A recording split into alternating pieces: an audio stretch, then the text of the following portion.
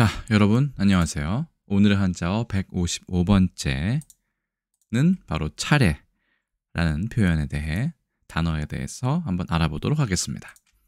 해설본이기 때문에 천천히 여유 있게 설명드리겠습니다. 마침 이 영상을 녹화하고 있는 오늘이 민족 명절 중 하나인 추석입니다. 다들 추석 연휴 즐겁게 보내시고 강의 시작하도록 이렇게 하겠습니다. 자, 차례라는 단어를 국어사전에 찾아보면 차자에는 한자가 병리되어 있지 않고 예도 레자만 표시되어 있습니다. 우리가 알고 있는 그런 정의입니다. 음력 매달 초하룻날과 보름날, 그렇네요. 음력 매달, 음력에 2번씩 한 달에 명절날, 조상 생일 등의 낮에, 밤이 아니라 낮이네요. 지내는 제사. 특히 오늘 추석 같은 경우에는 이 명절날에 해당하죠. 그래서 차례를 드린다라고 하면 추석이 일단 떠오르고 설도 저는 떠오릅니다.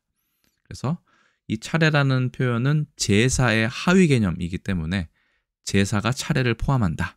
차례가 조금 더 좁은 의미이다라고 보시면 되겠습니다.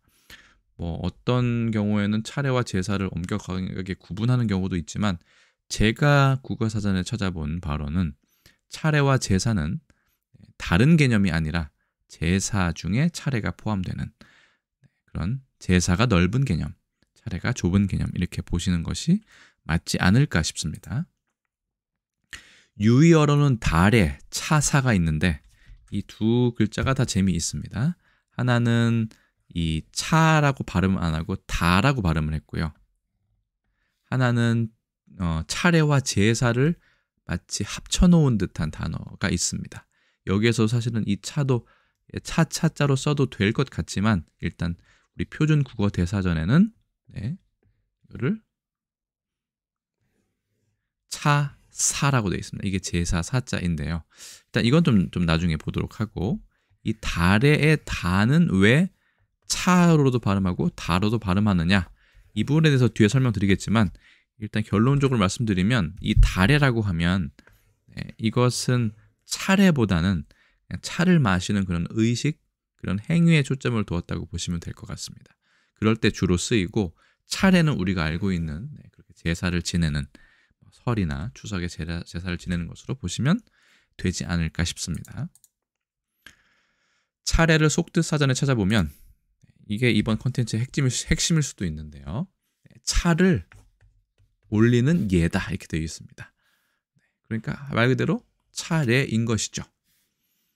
그래서 간단하게 차 정도 올리면 되는 그런 의식인데 최근 다시 캠페인이 벌어지고 있고 보급이 되고 있어서 여기에 대해서 아시는 분이 이제 점점 많아지곤 있지만 경쟁적으로 이렇게 음식을 많이 상위에 가득 올리고 준비하는 과정이 불필요하다라는 의식이 점점 확대되고 있습니다. 사실 이 차례는 동음 이의어로 이런 한자를 쓸 수도 있는데 오히려 한자가 좀 더 어렵죠. 이게 이제 순서, 다음 이런 뜻이고 이거는 법식 레자이죠. 그래서 이건 차례 할 때 그 차례입니다. 오히려 이 한자가 좀 더 저는 잘 떠오르지 않는 것 같아요. 순서 있게 구분해서 차례. 그 다음에 책이나 글 따위에서 항목, 차례 있죠. 그 다음에 일이 일어나는 횟수, 한 차례, 두 차례, 10차례, 수차례 할 때 그 차례에 그 차례가 있는데 오늘은 이 단어에 대해서는 집중하지 않고 우리는 다시 이 추석 명절의 차례에 집중해 보도록 하겠습니다. 최근에 보니까 이 추석 명절 전에 이 성균관 의례정립위원회라는 곳에서 간소화된 차례상 표준안을 제안하면서 캠페인을 벌이고 있습니다. 아주 저는 바람직하다고 생각하는데요. 개인적으로 과일, 삼색, 나물, 구이, 물김치, 송편, 술 등의 6종류가 기본으로 들어가면 된다. 그렇죠? 여기에 육류, 생선, 떡 등을 가족 간의 합의가 있으면 이것도 중요하죠. 가족 간의 합의가 있으면 추가할 수 있다라고 되어 있습니다. 특히 이 헤드라인에 나와 있듯이 부침개, 한자로는 전이라고 하죠. 이 사계전서 등에도 보면 기름진 음식을 써서 제사를 지내는 것은 예가 아니다라는 표현이 단적으로 있기 때문에 부침개를 그렇게 어렵게 힘들게 붙여서 올릴 필요가 없다라는 부분이 전 개인적으로 인상적이었습니다. 그래서 이렇게 2022년 9월 5일 사진으로 보입니다. 기자회견까지 열어서 차례상의 모범을 보여주고 있는 장면입니다. 차례상 표준안도 의례정립위원회에서 성균관에서 이렇게 만들어서 보급하고 있는 중이고요. 그래서 많은 음식을 올릴 필요가 없다라는 것을 강조하는 부분은 개인적으로 상당히 바람직하다라고 생각을 합니다. 수저, 구이, 김치가 들어가는 게 좀 그렇죠? 특이하네요. 나물, 그다음에 잔, 차를 올리는 것 같지는 않고 술을 올리는 것 같습니다. 우리나라에서는 한자는 차이지만요. 송편, 과일 정도 올리면 되겠다라는 정도로 권장하고 있습니다. 그럼 제사와는 어떻게 다른가? 제사는 아까 말씀드린 것처럼 조금 더 광범위한 개념입니다. 신령이나 죽은 사람의 넋에게 음식을 바치어 정성을 나타낸다. 또는 그런 의식이다 이렇게 되어 있습니다. 유의어로는 봉상, 제향 등이 있는데 제사는 제사 제자에 제사 사자라고 보시면 됩니다. 신에게 음식을 바치는 것이죠. 원래는 제사 이렇게 되어 있고요. 결국은 제사가 범위가 넓다, 차례보다 이렇게 정도로 정리하면 어떨까요? 차례의 글자를 보시면 이거는 차다의 차자이고요. 3급, 준상급에 배정되어 있습니다. 쓴바귀 도자와도 상당히 닮아 있고 실제로도 쓴바귀 도자가 먼저 쓰였고 이렇게 삐쳐야 됩니다. 여기는 차다자, 차자는 그 후에 이 획이 없어지면서 만들어졌다라는 설명이 있는데 이 부분에 대해서는 제가 나중에 금일 한자 시간을 통해서 한번 조금 더 자세히 설명을 드려볼 수 있도록 하겠습니다. 다만 차다와 차자로 나누어 있는 건 거의 우리나라만 이렇게 나누어서 얘기하고 있는데 이건 지역의 영향인 것 같아요.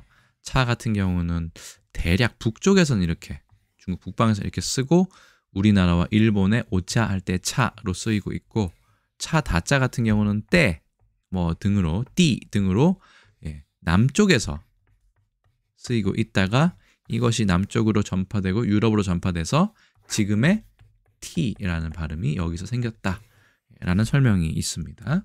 어쨌든 그래서 우리나라는 차다, 차차 이렇게 나누어 쓰고 있고요.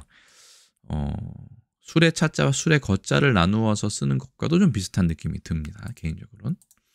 그리고 예도 레자 이거는 6급에 배정되어 있는 아주 기본적인 글자인데 상당히 어렵죠. 장음에 해당하고요. 이것도 나중에 설명드릴 일이 있겠지만 이거는 보일시 신을 나타내고 옆에 있는 글자는 사실은 풍성할 풍자에 본자가 맞습니다만 이렇게 이것 자체가 곡식을 가득 실어서 제기 위에 올려서 신께 드린다는 그런 제사의 뜻이 있습니다. 그래서 차차, 차다 혹은 예도례로 구성되어 있는 차례이고요. 말 그대로 차를 올리는 예다, 예식이다라고 생각하시면 되겠습니다. 그래서 차례라는 표현은 다른 나라에서 어떻게 이야기하는지를 살펴보았더니 중국에는 없었고 일본에도 없고 미국이나 영국에도 당연히 영어에도 없습니다. 비슷한 개념은 있겠죠. 추수감사 같은 그런 거 있겠지만 중국에서는 제사라고 해서 찌스 그냥 제사라고 하는 것밖에 없고요. 차례라는 표현은 따로 없었습니다. 일본에서도 차례라고 읽을 수는 있겠지만 이 자체가 우리나라의 어떤 예다라는 설명이 있을 만큼 뚜렷하게 일본에서도 차례라는 표현은 없다는 사실을 알게 되었습니다. 중국에도 없고 서양에도 사실은 차례라는 표현은 없죠. 그래서 차례라는 표현이 일단 제가 조사한 바로는 우리나라에밖에 없고 이렇게 음식을 여러 가지 해서 올리는 것도 우리나라밖에 당연히 없겠죠. 근데 그것이 점점 지금 간소화가 되고 있는 경향이 있어서 개인적으로는 좀 반가운 느낌이 듭니다. 그래서 오늘은 추석 명절을 맞이하여 차례라는 표현에 대해서 간단히 알아보았고요. 조금 더 간단한 설명을 원하시는 분들은 이 해설본이 아닌 3분 전후로 구성되어 있는 차례의 간략본 영상을 참고해 주시면 감사하겠습니다. 아무쪼록 추석 명절 푹 잘 쉬시고 즐겁게 건강하게 보내시기 바랍니다. 저는 또 다음에 다른 컨텐츠에서 인사드리겠습니다.